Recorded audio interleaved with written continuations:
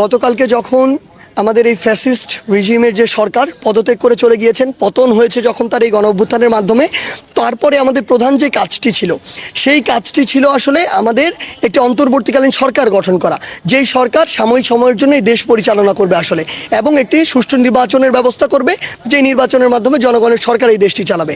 সেই জায়গা থেকে এই অন্তর্বর্তীকালীন সরকার দেওয়ার আমাদের প্রধান যে একটি শর্ত ছিল, সেই শর্তটি ছিল এই যে সংসদ, এই সংসদটিকে বিলোপ করা, ভেঙে দেয়া। সেই জায়গা থেকে যখন কিছুক্ষণ পূর্বেই এই সংসদটিকে ভেঙে দেওয়া হয়েছে রাষ্ট্রপতির আদেশক্রমে এবং তিন বাহিনীর প্রধানদের পরামর্শক্রমে, সেই জায়গা থেকে আমরা বিশ্বাস করি আমাদের যে পরবর্তী ধাপগুলো এগুলো সহজ হলো। আপনারা দেখবেন অল্প কিছুক্ষণের মধ্যেই আসলে আমাদের যে অন্তর্বর্তীকালীন সরকারের যে পূর্ণাঙ্গ প্যানেল সেটি প্রকাশ পাবে। আপনারা ইতিমধ্যেই জানেন যে আমাদের এই প্যানেলের প্রধান উপদেষ্টা হিসেবে থাকবেন প্রফেসর ডক্টর মোহাম্মদ ইউনূস, যিনি শুধু এই বাংলাদেশে নন, পুরো বিশ্বে এমন একটি ফেস যার গ্রহণযোগ্যতা প্রশ্নাতীত। সেই জায়গা থেকে আমরা বিশ্বাস করি আমাদের পুরো প্যানেলটি আসলে এমন হবে যে এই প্যানেলটি হবে নির্দলীয় প্যানেল, এবং এই প্যানেলটির প্রত্যেকটি মানুষের উপরে, দেশের প্রত্যেকটি স্টেক হোল্ডারের আসলে সে আস্থার জায়গাটি থাকবে।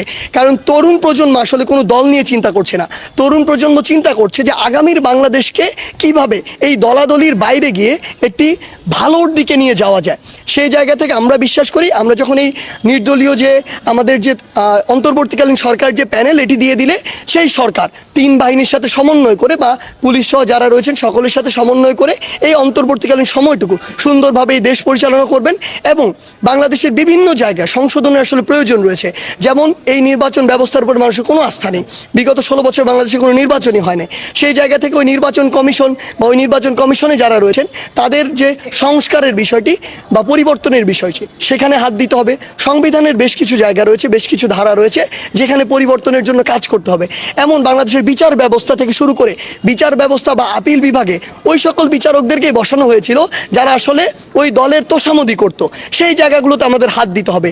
আমরা চাই বিবেকবোধ সম্পন্ন মানুষ যারা আইনের মধ্যে থেকে আইনের মতো করে চলে বাংলাদেশকে একটি সঠিক দিকে নিয়ে যাবে। এই একদম যে বিষয়গুলো পরিবর্তন জরুরি সেগুলো পরিবর্তন করার মাধ্যমে একটি সুষ্ঠু নির্বাচন হবে বাংলাদেশে 16-17 বছর পরে, এবং এর মাধ্যমে জনগণের সরকার নির্বাচিত হবে আসলে, যেখানে আমরা বিশ্বাস করি তরুণ প্রজন্মের অনেক বড় একটি পার্টিসিপেশন থাকবে। মানুষ আসলে বিরক্ত, মানুষ এই দল এইসব দলের কথা শুনতে শুনতে বিরক্ত, কারণ কেউই আসলে তাদের ওই প্রতিশ্রুতির কোনো প্রমাণ দিতে পারেনি কখনোই। আমরা বিশ্বাস করি যে মানুষ তরুণ প্রজন্মের উপরে এই আন্দোলনে, এই গণঅভ্যুত্থানে, এই স্বৈরাচার পতনে আস্থা রেখেছে। আমরা বিশ্বাস করি তরুণ প্রজন্মের উপরে আগামীর যে সংসদ, জনগণের যেখানে প্রতিনিধি নির্বাচিত হবে সেখানেও সে আস্থাটি রাখবে, এবং এর মাধ্যমেই আমরা যে বাংলাদেশের স্বপ্ন দেখি সেই স্বপ্নের অগ্রযাত্রা শুরু হবে। দেখুন, এই বিষয়গুলো নিয়ে আমরা আসলে চিন্তা করছি। আমরা গতকালকেই আমাদের আন্দোলনে একটি প্রাথমিক বিজয় পেয়েছি। আমরা বিশ্বাস করি পুরো বাংলাদেশের তরুণ প্রজন্মের মধ্যে যে একটি রাজনীতির প্রতি বিতৃষ্ণা ভাব তৈরি হয়েছিল, আসলে রাজনীতি শব্দটি শুনলে নাক শীতকাতো, আসলে সেই জায়গা থেকে আমাদের বের হয়ে আসতে হবে। কারণ আপনি যদি এই মেধাবী তরুণদেরকে ওই জায়গাটিতে জায়গা না করে দেন, তাহলে তুলনামূলক অযোগ্য যারা ছিল তারা ওই জায়গাটিতে বসবে। আলটিমেটলি ওই সংসদ থেকে তো আমার আপনার ভাগ্য, পলিসি সব কিছু নির্ধারিত হয়। সো আপনি যদি ওই জায়গায় সবচেয়ে যোগ্য মানুষগুলোকে না বসাতে পারেন, তাহলে সবচেয়ে বড় সমস্যাটি যেতে হবে। এদিকে আপনি যতই যোগ্য মানুষগুলো বসান, ডিসিশন যেহেতু ওই জায়গা থেকে আসে, এই মানুষগুলো ওই ডিসিশন মেনে নিতে বাধ্য। আসলে সেই জায়গা থেকে আমরা বিশ্বাস করি বাংলাদেশের তরুণ প্রজন্ম আসলে রাজনীতির দিকে তার আগ্রহটি দেখাবে, এবং তারা অবশ্যই এই যে নির্বাচন, যাদের নির্বাচনের ওই মিনিমাম শর্তগুলো পূরণ করার সক্ষমতা রয়েছে, তারা অবশ্যই এগিয়ে আসবে, তারা নির্বাচন করবে। ফলাফল নির্ধারণ করবে বাংলাদেশের মানুষ। এবং আমরা বিশ্বাস করি অন্তত আজকে 2024 সালে আজকের এই দিনে দাঁড়িয়ে যে বাংলাদেশের মানুষ এখন তরুণ প্রজন্মের উপরে আস্থা করা শুরু করেছে, এবং নির্বাচনে আমরা সেটি দেখতে পাবো। দেখুন, আইন শৃঙ্খলা বাহিনীর সাথে জনগণের যে একটি আসলে দূরত্ব সেটি সৃষ্টি হয়েছে, সেটি নিয়ে আমাদের আসলে কোনো দ্বিমত নেই। কিন্তু আপনার একটা জিনিস বুঝতে হবে, আমরা বিশ্বাস করি জনগণের এই জিনিসটি বুঝবে। আইন শৃঙ্খলা রক্ষাকারী বাহিনী যে কাজগুলো করেছে তারা স্বেচ্ছায় করেনি, কিন্তু তাদেরকে করতে বাধ্য করা হয়েছে। তো সেই জায়গায় দূরত্বটি তাদের সাথে নয়। আসলে আমরা বিশ্বাস করি যে ফ্যাসিস্ট সরকার বাধ্য করে এগুলো করিয়েছে, তাদের তো পতন হয়েছে। তাহলে এই আইন শৃঙ্খলা রক্ষাকারী বাহিনী এই অন্তর্বর্তীকালীন সরকারের নির্দেশে যদি আস্থা ফিরিয়ে আনার যে কাজগুলো সেগুলো সুষ্ঠুভাবে করে, অবশ্যই জনগণের সে আস্থাটি ফিরে আসবে, এবং সেটি হয়তো আজকে যখন এই সরকারটি গঠন হবে তারপর থেকেই শুরু হবে। এবং আমরা বিশ্বাস করি আইন শৃঙ্খলা রক্ষাকারী বাহিনীর সাথে যে সুসম্পর্কটি হওয়া প্রয়োজন সেটি আবার গড়ে উঠবে। কারণ আলটিমেটলি আপনি যদি দেশ চালাতে চান, শৃঙ্খলা সবচেয়ে গুরুত্বপূর্ণ জিনিস। না দেখুন, সেটি হচ্ছে সশস্ত্র বাহিনীর একটি প্রেস ব্রিফিং, সেটা তারা তাদের জায়গা থেকে বলেছে, কিন্তু কারা এটাতে থাকবে এটা নির্ধারণ করবে ওই আন্দোলনকারীরাই, যেই আন্দোলনকারীরা এই স্বৈরাচারের পতন ঘটিয়েছে। এখানে আমরা বিভিন্ন দলের মতামত নিতে পারি, তাদের পরামর্শ নিতে পারি, কিন্তু কেউ একজন প্রেসক্রাইব করলো আমরা সেটি প্রকাশ করবো, সেটি কোনোদিন হবে না। বাংলাদেশের মানুষও সেটি কোনোদিন চায় না, মেনেও নিবে না। বাংলাদেশের জনগণ যা চায়, তরুণ প্রজন্ম সেদিকে যাবে, এবং তাদের চিন্তাকে মাথায় রেখে আসলে আমরা এতদিন আমাদের কাজগুলো করেছি বলেই আমাদের একটি প্রাথমিক বিজয় হয়েছে।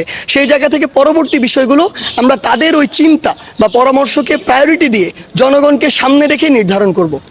দেখুন, আসলে ব্যাপারটা হচ্ছে এখানে একটা অন্তর্বর্তীকালীন সরকার হবে, এরপর একটি নির্বাচিত সরকার হবে।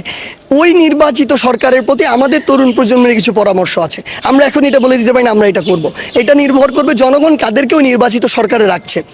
আমাদের জায়গা থেকে স্পষ্ট একটি বার্তা থাকবে ওই নির্বাচিত সরকারের প্রতি যে আপনারা অবশ্যই, আপনাদের কাছে রিপোর্ট রয়েছে, আসলে ইভেন আপনারা ওই অফিসে যদি গিয়ে একদিন খোঁজ নেওয়ার চেষ্টা করেন, সেটা যে কোনো আইন শৃঙ্খলা রক্ষাকারী বাহিনী হোক, গোয়েন্দা বাহিনী হোক, যে কোনোভাবে তাদের ওই ট্র্যাক রেকর্ড কিন্তু রয়েছে যে কারা এই কাজগুলো করেছে।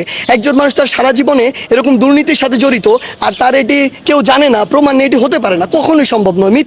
মিথ্যা জিনিসের কোনো না কোনো প্রমাণ থেকে যায়।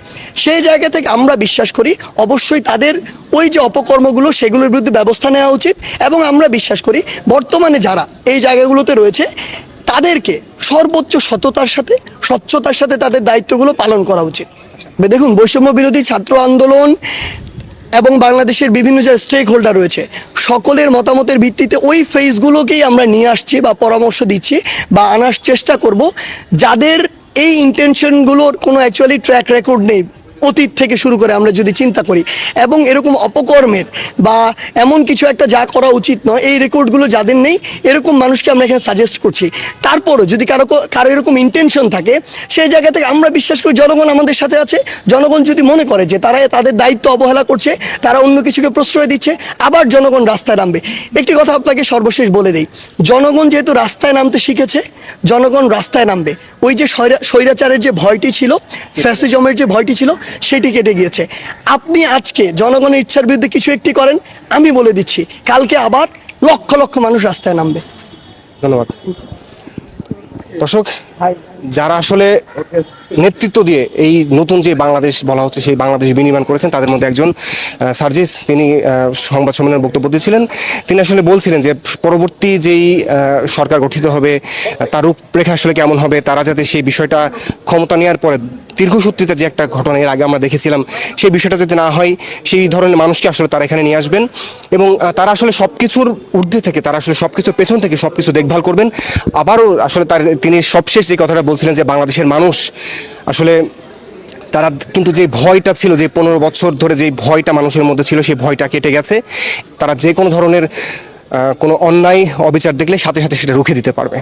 তো দর্শক, এই ছিল এখান থেকে সবশেষ তথ্য।